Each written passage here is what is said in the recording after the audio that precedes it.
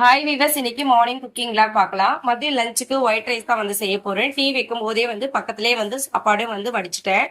இன்னைக்கு வாழைப்பூ குருமா தான் வந்து செய்ய போறேன். வாழைப்பூவை கிளீன் பண்ணிட்டு வாழைப்பூவும் கூட வந்து பாசி பருப்பு போட்டு ஒரு 4 விசில் போல விட்டு எடுத்துடலாம். உருளைக்கிழங்கு ஃப்ரைக்கு எண்ணெய், கடுகு, கருவேப்பிலை மட்டும் போட்டு தாளிச்சு விட்டுருக்கேன். உருளைக்கிழங்கு ஃப்ரையும் வந்து ரெடி ஆயிடுச்சு. வாழைப்பூவை 4 விசில் விட்டு எடுத்ததுக்கு அப்புறமா வேற ஒரு பாத்திரத்துல டிரான்ஸ்ஃபர் பண்ணிக்கலாம். தேங்காய், சோம்பு, சீரகம், பச்சை மிளகாய் இதெல்லாம் அரைச்சு அந்த பேஸ்ட் சேர்த்து கொதிக்க வச்சுட்டு தாளிச்சு விட்டோம்னா இந்த வாழைப்பூ குருமா ரெடி ஆயிடும். டேஸ்ட் வந்து ரொம்ப நல்லா இருக்கும்.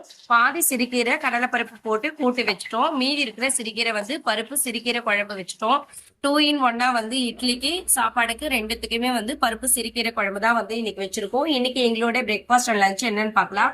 பிரேக்ஃபாஸ்ட்க்கு இட்லியும் சிறுகீரை குழம்பு, வாழைப்பூ குருமா வந்து இட்லிக்கும் நல்லா இருக்கும். அதே மாதிரி வந்து சாப்பாடோடவும் பிசைஞ்சு சாப்பிட்றதுக்கும் வந்து குருமா வந்து ரொம்ப டேஸ்டியா இருக்கும். கீரை குழம்பு எப்ப செஞ்சாலுமே வந்து உருளைக்கிழங்கு ஃப்ரையும் வந்து கண்டிப்பா செஞ்சிருவோம். கீரை குழம்புக்கு காம்பினேஷனும் ரொம்ப நல்லா இருக்கும். உருளைக்கிழங்கு ஃப்ரை, அதுக்கப்புறம் சிறுகீரை கடலைப்பருப்பு போட்டு கூட்டி இவ்வளவுதான் இன்னைக்கு எங்களோட பிரேக்ஃபாஸ்ட் அண்ட் லஞ்ச் மெனு. உங்க வீட்டுல என்ன லஞ்சுன்னு கமெண்ட் பண்ணுங்க.